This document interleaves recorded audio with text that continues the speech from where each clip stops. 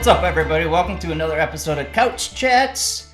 And tonight we have a very special guest with us, a first-timer to the show, Miss Hannah Weigold. Hannah Weigold, everyone. It's me, Hannah, 27. Yep. Hannah, 27. Terrible. So the backstory to this is Hannah's brother. I worked with Hannah's brother, Xander, for the last couple of years in the summer. And he was telling me about his sister, Hannah, about how passionate she is about the outdoors and how involved she is in the outdoors. And I'm like, dude, we got to get your sister on an episode of Couch Chat. So here she is. Here I am. I'm super excited to be here and talk because I love talking about it. So. And we love talking in general. So. Yes. So Hannah, let's jump right into it. Tell us about your experiences with the outdoor. Yeah, so I started hunting and fishing with my dad when I was, I think I was 6 is the earliest memory I have, crawling up his tree stand, sitting at the bottom of his feet and watching him shoot a deer. Sure. And then I just kind of, started shooting my little kid bow and went out and got my first deer when I was 13 with a bow. Okay. And that really just kind of drove the nail into that. It just lit the fire, huh? It lit the fire. Yep. So I've been hunting since I was 13 very passionately. I've been getting more into it as I've gotten older, and I'm like, what do I want to do with all my free time? Be outside, be in the outdoors. So what do you think drove that passion? Was it the fact that you love being a part of nature? Was it the fact that you were successful every time you went out? What do you think really lit that fire and got it going? I think what really lit it was to me it feels like kind of an escape from real life. Okay. I guess you could say. I know exactly what you're saying. Yes, Day to day, pay the bills, go to work, do this, do that, go to school. Mm-hmm. It's just kind of, you go out there and you sit and there's nothing but the birds and the little noises and the wind. Sure. And I just, if I don't see anything, I'm just happy to be out there. Sure. I'm happy to be gone. I went and hung a tree stand today with my buddy and I just kind of sat there.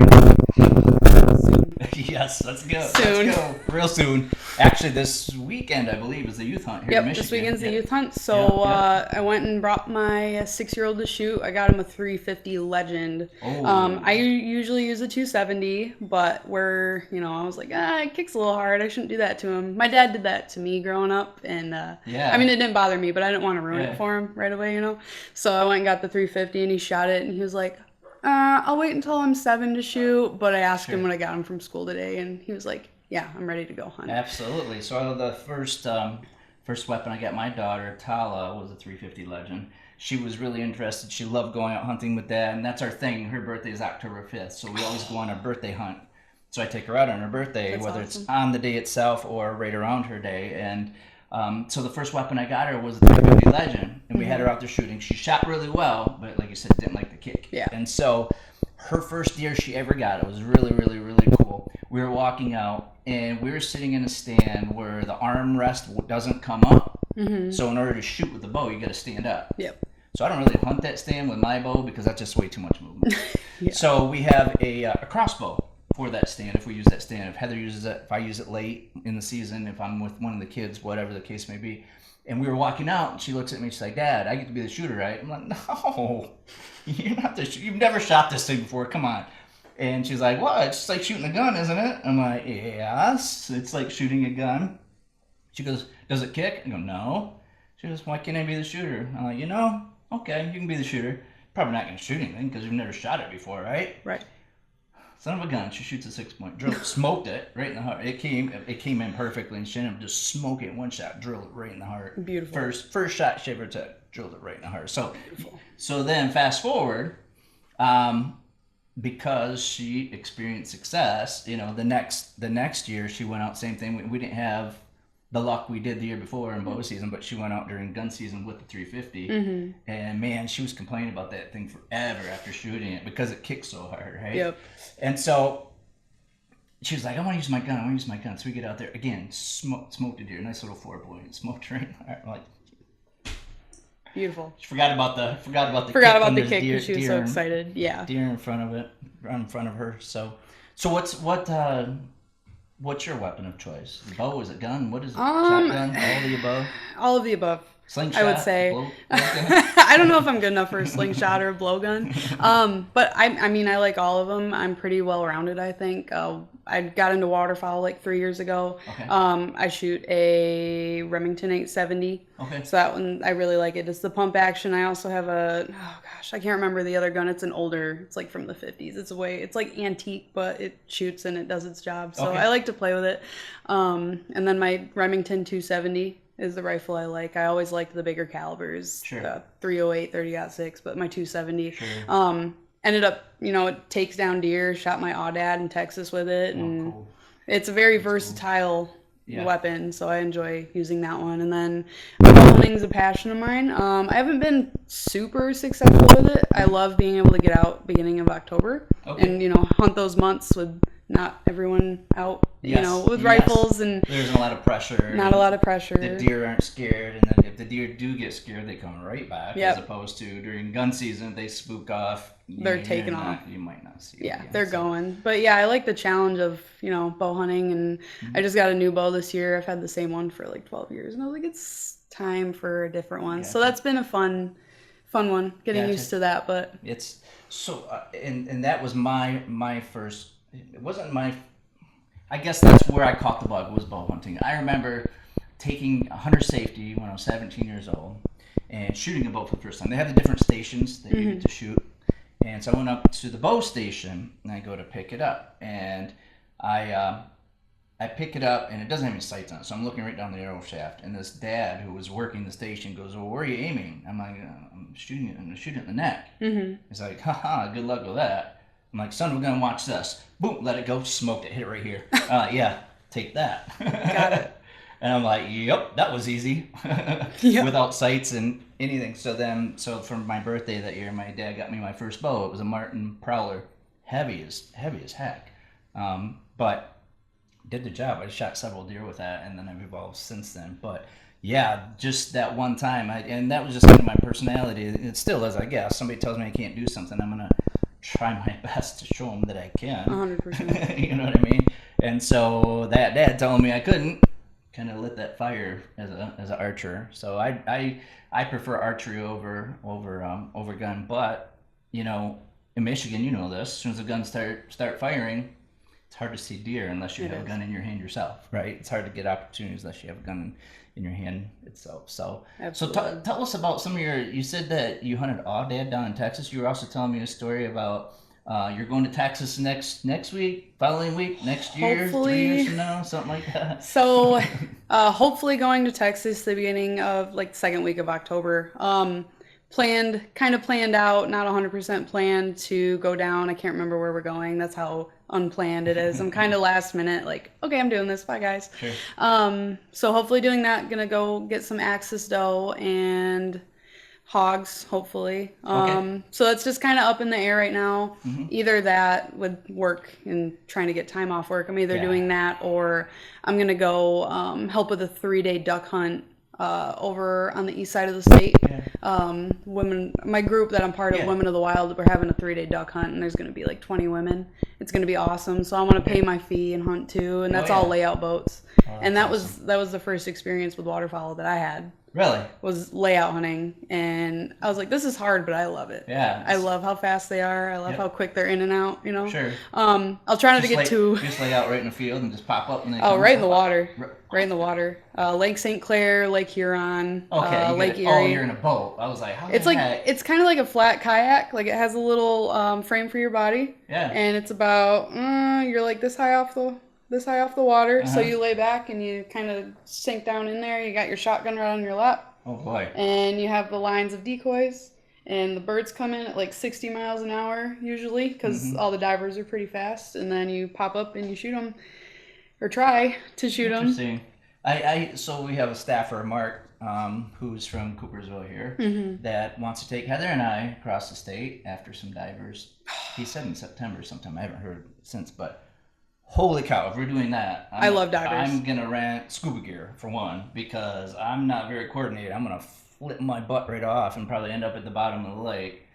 But, wow, I didn't know. So for that crane, we were in layout blinds. And we were sitting just out in the cornfield, and sometimes it can get a little tricky popping up to shoot at them. So that's why I said, on the water? What? Are you kidding me? You must be nuts. What's going on? Yeah, they're crazy. I like doing that. Probably field hunting too for like geese, and because I went to Lubbock in 2023 for Sandhill, and we shot some geese there, and a couple ducks. I think I can't remember. We shot like 57 birds the first day, geese, and then couple cranes, the next day, and then more cranes the next day. But yeah, we did A-frames with those, and there were like 15 of us, so it was a little challenging, but I love layouts. I did layouts in Nebraska, and those are my favorite because you're just kind of, you get too cozy. Yeah. I think I get too comfortable. I'm tired now. I know exactly what you're saying. So going back to layout in the field, like I said, so we went down to Lubbock years ago. We've gone 2 or 3 times now down there for Sandhill Crane, and it's a blast every time you go down there. We've been in layout blinds every time, and so first time we went, first morning we sat. What was it, shooting like 7 o'clock or something like that.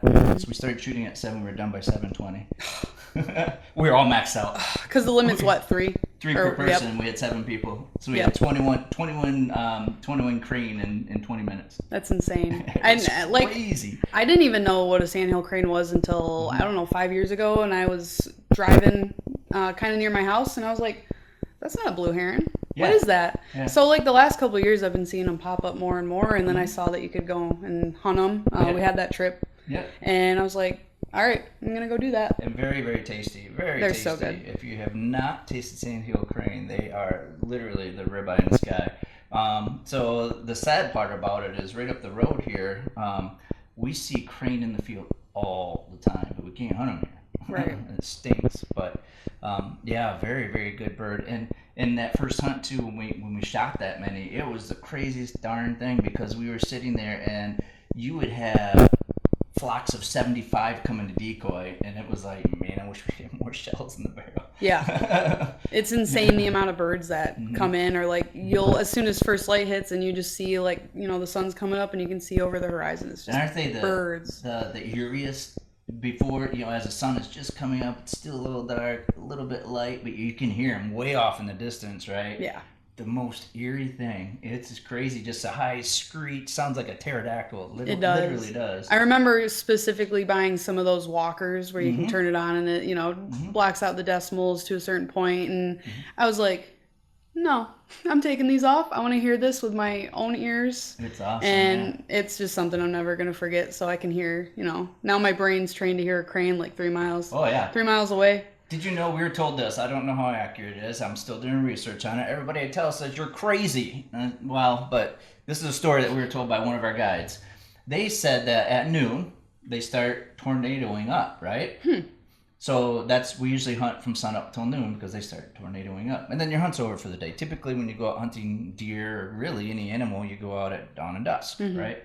But with crane, he said when they tornado up, they go as high as they possibly can and then go to sleep. And they just glide. That's how they sleep. I'm like, interesting. Kind of makes sense. He said, so the crane that you see now are not the crane you're going to see in the morning, because they're gliding and where they go wherever the wind blows, right? Wherever the wind takes them. So it kind of makes sense. It really does. And so I tell that story to people all the time, and they think I'm nuts. I think it's cool. Yeah, I want to believe it. So we got to do some research on that one. So anyway, yeah. So talk a little bit more about upland birds. You said you got into. No, I know what I was going to ask. Chuckers, pheasants. So we were talking about that prior to us filming, and you help out with pheasants, right? Yes. So I am a bird handler at a local pheasant ranch property in the area. I went there and hunted with my husband for like a honeymoon type thing. Yeah. And I got to know the owner. It's very small owned. They don't even have social media or anything like that. I just saw the sign on the side of the road and I was like, I want to go do that. That sounds fun. I've never done that before. So went and hunted, chit chatted, went back a couple more times, and me and the guy really hit it off. He's like in his, I don't know, late 70s, early 80s. Okay. We just kind of bonded for whatever reason, you know, and he thought I was super cool. And he's like, hey, I need more help around here. You want to help me? So I usually get like a text or a call like, hey, you want to come put some birds out? So I'll go and I'll help clean out the pens a little bit. I'll go place birds for hunters, or I can run the dog now. I started that last year. Okay. Kind of learning how because there's like a clubhouse dog there. Sure. So just learning how she works, and brought my brother out with me and got him his first pheasants. And yeah, he said that. Yeah, he was gloating about that. He said he made a awesome shot and shot the biggest pheasant. He said originally we shot it, but every time he told the story, the pheasant got bigger and bigger. Oh, so. For sure, every time. Yeah, he's excited. I know he's getting that one mounted and done. And all right, he is. Yeah, okay, he's super excited about that. But yeah, I like, it's fun working with that. They have the chuckers too. The ranch gets a small amount of chuckers. I think we get several hundred pheasants for the year. Until the season, usually ends in like March. Yeah. But yeah, the chucker are cool. I haven't hunted those yet, but they're interesting. Chuckers they're very interesting. They're small, but they're fast and they're really good to eat too, honestly. We get two Vizslas. You saw one of them. The other one's a little same. They're actually sisters. And so that was Oakley out here. We got Remy, who was locked away in her bedroom. We got her during COVID, actually. So we bought her in February from the lady that used to be right up the road here from us that raises Vizslas and hunting and bird dogs. She moved to Alpena on the other side of the state. And so we committed to buying the bird dog in February. We got locked down from COVID in March. So we weren't able to pick her up until like June. And so anyway, but with the extra time she had with the breeder, she went through extensive training. In fact, we have a NAVDA award over there on the board on the wall. That's her. She ended up scoring at a silver level from the NAVDA scoring for a bird dog. So it was really, really cool. And she, like I said, she is. You tell her to sit, she'll sit. She's very, very. She has really good manners. Whereas the other one is still. They say Vizslas are like velociraptors. Truly, they are. Truly. Oh my gosh. If I were to let them out, oh my God, all this equipment, they would knock it down. I didn't care. Just keep on going, just circles, But that's what they do. They're really cool dogs. They're attached to you. I mean, they're right there the whole time. So they're beautiful. Beautiful. I love seeing them. And very committed, very very loving. And so we love our puppies. But that's what we trained Remy on, was chuckers and pheasants. And we would take them to a local area here and let her out in the field. And so Heather and I are talking about heading out next couple weeks and getting them back out in the field again. So it's a little tricky once deer season gets here though, because you want to be able to stand. Time. We got to do this thing called work. I think that's the hardest thing since I got into waterfowl is like my deer time and my waterfowl time. Yeah. And I'm I gotta like evenly spread it out. I don't want to feel like I'm neglecting one or the other. I know a lot of people say they pick one over the other, and I'm like, I can't. Yeah. So it's tough because you want to be in the tree stand, but at the same time you still want to run your dogs, you still want to get a bird. You want to get a variety of meat, really. I mean, that's one of our goals. We're gonna get venison, but one of our goals is to also get birds. We want birds in the freezer too. We want turkey. We want chuckers if we can get chuckers. We want some more crane, whatever we can get. So that's what we're hoping. And then of course we get fish in the summertime. So that's what we eat. So we are raising not really raising. So this is a secret for our audience out there. I told you the story about the cow, right? You did, yep. Heather doesn't know that cow might be dinner someday. Listen. I mean... She sneaks these animals. What if I start sneaking them out? Right. She sneaks them in. I help them escape.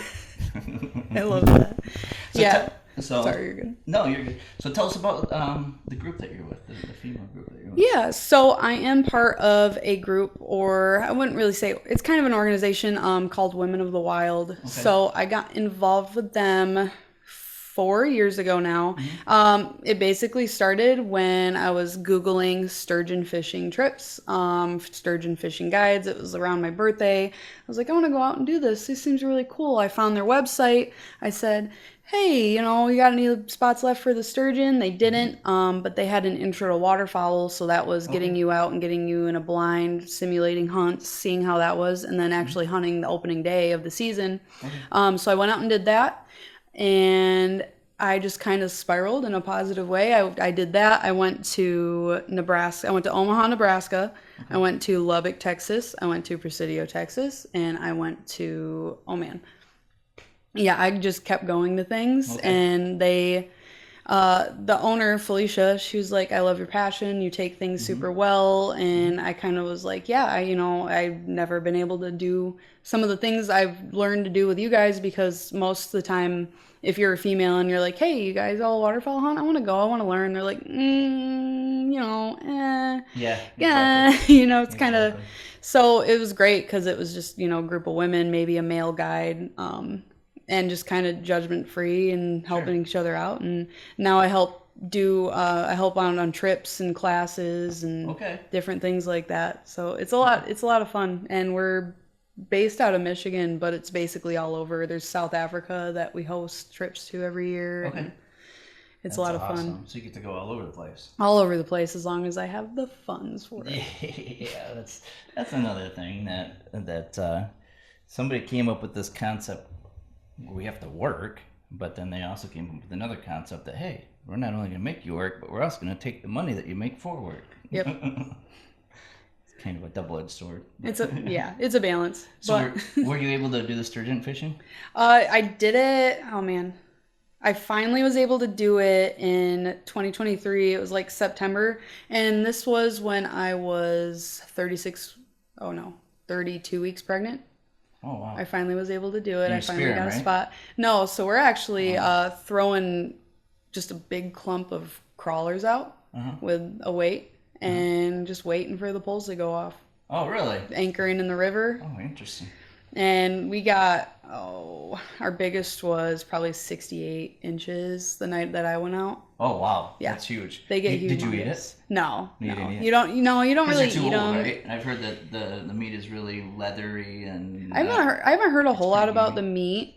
I know that you can, I don't remember where you can spear them at. Can you spear them in Michigan or is it Wisconsin? Yeah. Yeah, you can go up north. Yeah, I haven't even thought about that, but it was just like seeing this fish in person and holding it and seeing it. They're almost hundreds. I think the fish we caught was like 60s, 70s. It's crazy just how old they get. Oh, yeah. And then got a little baby one. I think it was like this long. So it's just, like a couple years old, but it's just this big and spiky, and they completely change as they get older. And they're just a cool fish. They're an awesome fish. Yeah, I've never gone sturgeon hunting or fishing. Sorry, not hunting or hunting. For that matter. All right, so what are some of the other adventures that you've been on? I think the most memorable one was probably Presidio for Audad. Okay.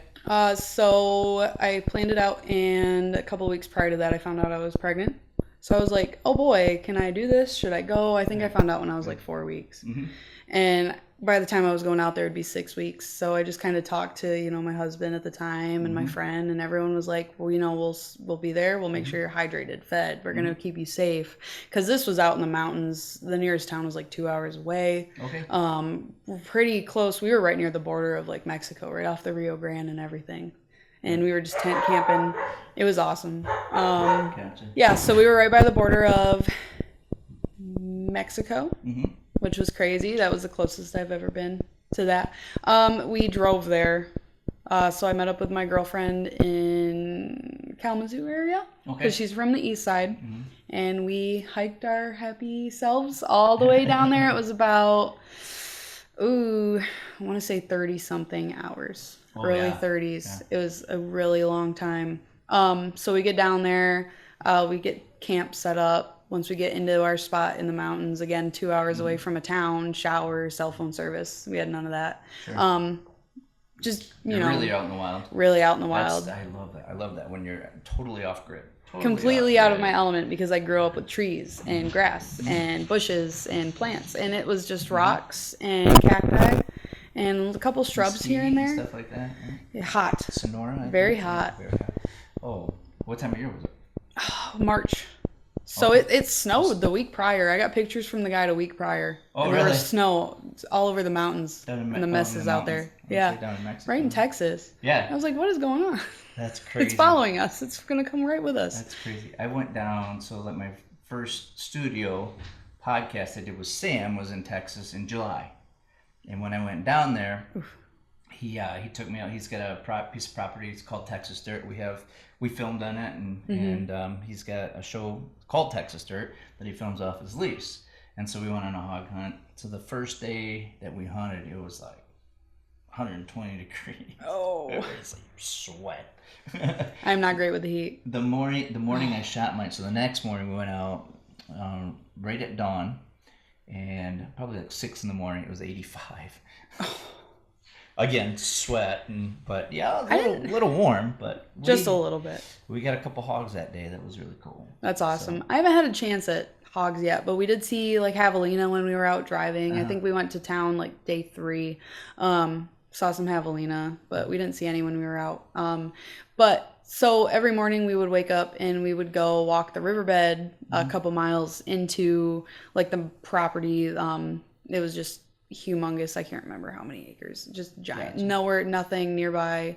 So we would hike out there, the dried riverbed, and then we would go and pick a mesa or a mountain, and they were kind of labeled like there was like 1, 2, 3, 4, 5.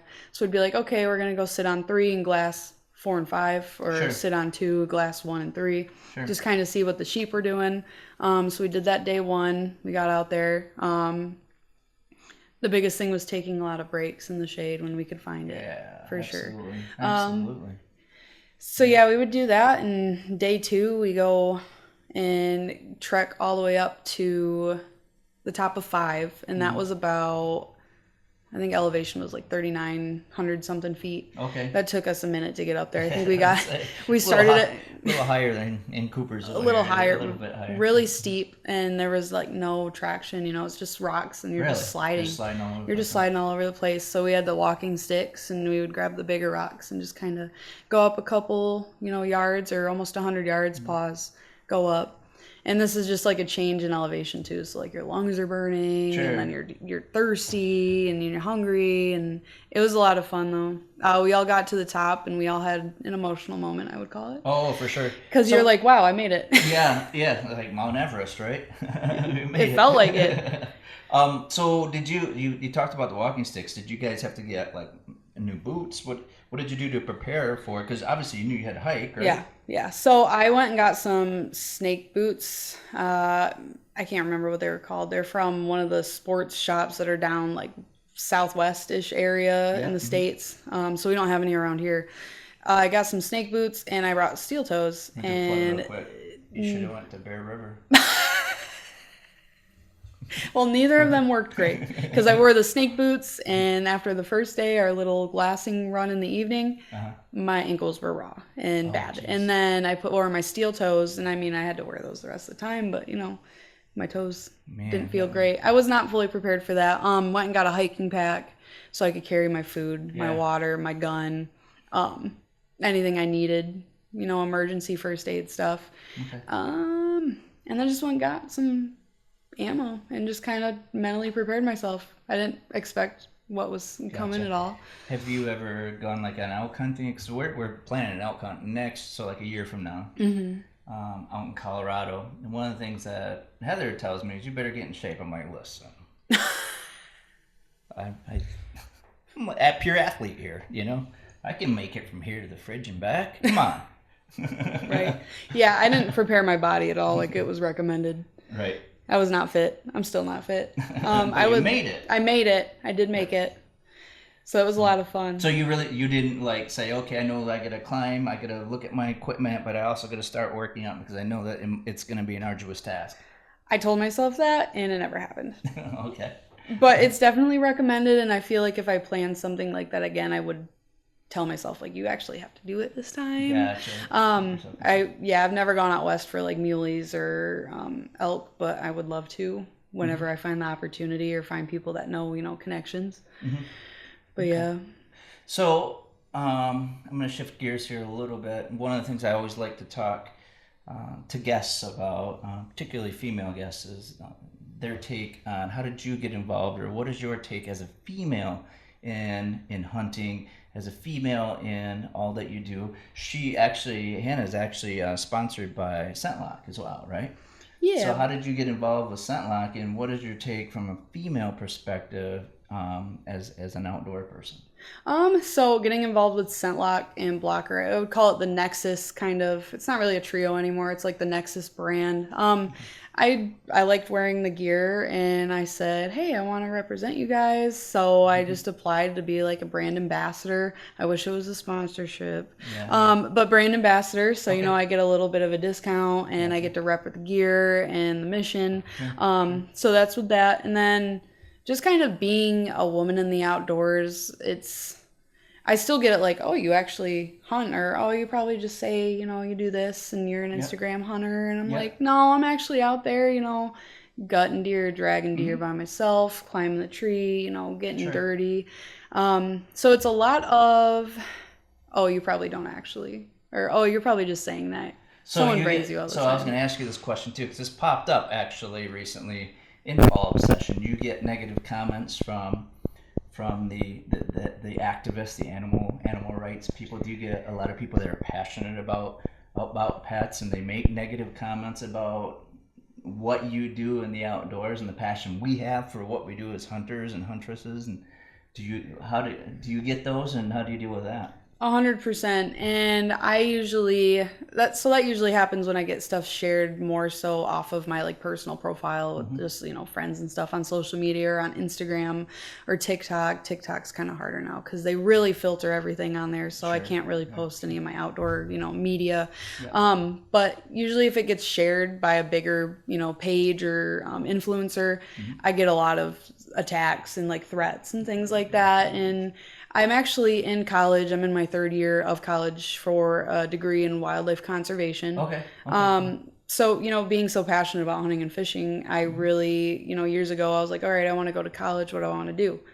And I wanted to be able to relay the information and explain and understand myself too what we're actually doing. Like, are we just going out there and shooting stuff and saying, oh yeah, there were so many shot this year, so it'll be better. Fill in the freezer and we're good to go. Right, exactly. So I wanted to understand like the dynamic and actually keeping these animals around for my kids and, other people's children and my children's children, and keeping them for generations, because there's, stuff goes too quickly. And it's just something that I enjoy way too much to see it go away over time. So I try to learn a lot about that, and I want to work with the state DNR eventually, hopefully. That's the dream, Okay. The whole point of the degree. But yeah, I mean, I just kind of take it. I'll be kind of gentle, right? Or I'll just delete, block. Yeah. Because everybody's entitled. Everybody's opinion, they're entitled to it. Everyone's, so a lot of it's whatever, Nobody's going to change my beliefs. I'm not going to change anybody else's beliefs. So it is what it is. And right. So let them do their thing, and the world continues to turn. I think so. A kind of personal one, but not really like a bad one, was my mom. I told her she loves cranes. She loves herons. I told her what I was doing, but before I went to Lubbock, and she was like, that's terrible. And I kind of explained it to her. I got back, I sat her down, and I was like, this is what they do down there. This is how many there are. Like, it's seriously a problem for all the farmers, and this is their livelihood, their money. There's so many of these birds. Yeah. And I actually got her to try crane. Okay. So I felt really good that she actually sat down and like listened, even though she was really thrown off by it. And just kind of like, I think another big one too was like South Africa. That's a whole nother animal to get into. But yeah, I want to be able to relay this stuff and like not have it seen as a negative thing, because our numbers are dropping in Michigan really bad as hunters. And that's, man, what did they say? We're down quite a bit, simply because there's a lot of restrictions that are starting to be put on us as hunters, and so a lot of people just aren't interested anymore. So yeah, there's a lot of restrictions that are starting to be placed on us here in Michigan, and so a lot of people just aren't hunting anymore. And so, like you said, so that less hunters mean that there are more deer, and we're talking just specifically whitetail deer hunting. And I can't remember the exact number. It was shared a few months ago exactly how much we're down, like 200 thousand from 1999 or something in the 2000s. They're talking about 200,000 drop off from that time, something like that. Don't quote me on it, because I don't have the analytics information right in front of me, so I can't. But it was something like that, something drastic. Yeah. I do know that when I was growing up, man, woods are full of people. Now, not so much. It's not so much. So, no. But it also allows us who are to have more opportunities to harvest animal. Which when I was growing up, you could shoot one buck and that was it. Mm-hmm. That was it. I mean, you couldn't even doe hunt. But now, as a landowner here in Michigan, I can shoot 12 doe. Or 2 bucks and 10 doe, so I can shoot 12 deer. So, which has helped us because we filled our freezer. We filled our freezer for a few years now. But then also it got to a point where I was able to donate a few of those does to the Hunters Against Hunger. Mm-hmm. Hunters Against Hunger, or Sportsmen's for Hunger, and it kind of makes you feel good when you're able to give back like that too. Definitely, so, yeah. We ended up getting a good amount in our freezers. I've got like 2 chest freezers, a stand-up freezer in my garage, and I got to the point. I think we got 7 or 8, my husband and I together. Mm-hmm. So I ended up like, hey, I'm doing the farmer a favor because I had permission on a property, and he's like, I have way too many deer. Yeah. So we saw deer, loads of deer every single time we went out. Yeah. I ended up donating a couple deer to like friends or like people mutually that I know. Like, hey, do you want me to send it to a processor, or do you want to just take it and do it? And it feels great to help not only the population but also people with food. And during COVID, because a lot of the grocery stores are closed down, and we had a lot of friends that were saying we're running out of meat, so we were able to share our venison with some of our friends and family who were running out of meat just because they couldn't go to grocery stores. So that was really cool as well. And so again, so it's definitely an advantage for us to be able to take to have those opportunities like that. So it's really cool. So it doesn't go to waste. Exactly. So, yep. All right, well, we are getting close to the end, and we are actually going to start a new segment. So Hannah's the very first one that is going to go through our segment. We are going to put her through the gauntlet. Have an intro. Yeah, it's a gauntlet. Basically what it is to preface this, I polled our audience, I polled people on Facebook and asked the question, what is your favorite time of year? The best answer I think we got was the off season from the park system. That was kind of funny, actually.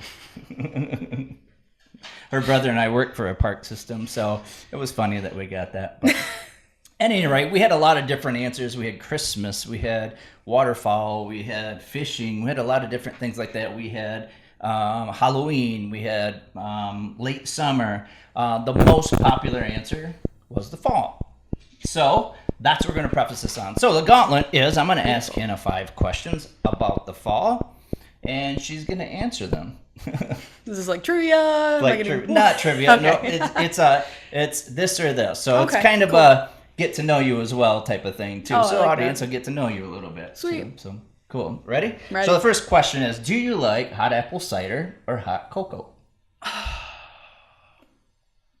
Probably hot apple cider after it cools off. Ooh, yeah. And you can... Cold apple cider. Hot, cold apple cider. Hot, cold apple cider, yeah. There you go. Hot, that's what I like.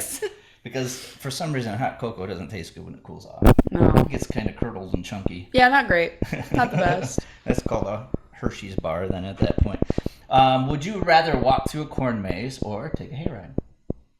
Corn maze. Corn maze? Corn maze. Boy. I think I'm a hayride person. Are you? Yeah. I like feeling like I'm getting lost.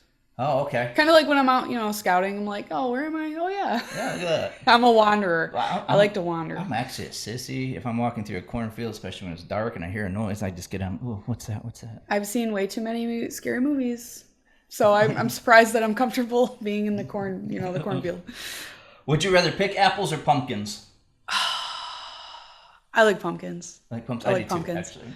I'd rather pick pumpkins because you can be artsy with it. You can turn them into different types of little creatures that decorate your porch. Like, oh, I like this shape. No, this one's way cooler. This one's a cool color. Like that. So you said you're a bow hunter. Yes. Do you use fixed blades or mechanical blades? What do you prefer? Fixed blades. Fixed blade. Okay. I haven't dove into the mechanical blade or the hybrid, blades yet, but fixed are always going to be reliable. Gotcha. Next question: Freddy Krueger or Jason?